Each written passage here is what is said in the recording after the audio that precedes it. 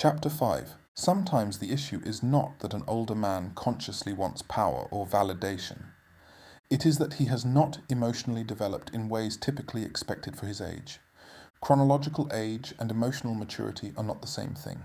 A person can be 50 years old yet still struggle with emotional regulation, conflict resolution, accountability, vulnerability, long-term commitment, empathy, delayed gratification. Self-reflection. When this happens, peers may experience them as emotionally underdeveloped. Much younger partners can feel easier to connect with because the maturity gap is less noticeable, or because the younger partner has less basis for comparison. Emotional development can stall for many reasons: childhood emotional neglect, trauma, overindulgent parenting, lack of accountability in adulthood, avoidance of introspection, environments rewarding charm over maturity. As a result, the person may remain emotionally adolescent in key areas. They may still seek excitement over stability, admiration over intimacy, escape from responsibility, fantasy over reality.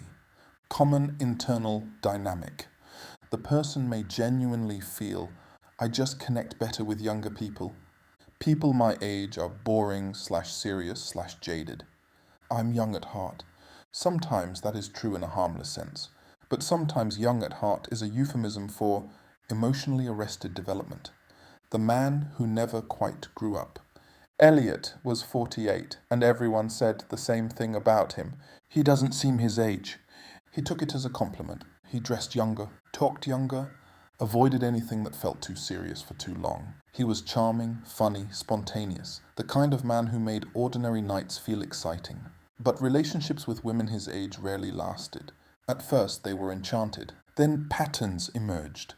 Elliot avoided difficult conversations, turned conflict into jokes, disappeared emotionally when things became serious, resented compromise, bridled at responsibility.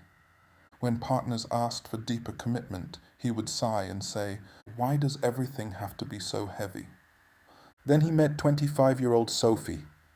She found his carefree nature intoxicating. His impulsiveness felt adventurous, not irresponsible. His avoidance of seriousness felt romantic, not immature. His emotional inconsistency felt mysterious, not avoidant. For the first time in years, Elliot felt understood. He told friends, "Women my age are too intense. Sophie just gets me." But what Sophie got was not emotional depth. She simply had not yet lived enough to recognize the difference between youthful energy and emotional underdevelopment. Elliot loved that with her he could remain exactly as he was. No one asked him to grow. No one demanded more. No one noticed that beneath the charm of a 48-year-old man was the relational maturity of someone much younger. When emotional immaturity drives the dynamic, the older partner may rely on charm rather than depth. Conflict may remain unresolved or avoided. The younger partner may eventually outgrow them emotionally. The relationship can become frustrating once novelty fades. A common pattern is the younger partner matures over time and begins wanting what age-appropriate peers already expect. Then the relationship destabilizes. At its deepest level, the person may choose younger partners because they match his emotional developmental level better than his chronological peers do. Not because he is advanced, but because he is developmentally behind in certain relational capacities. Sometimes when someone says, "I just relate better to younger women," what may be true is, emotionally mature adults my age expect more from me than I can comfortably give.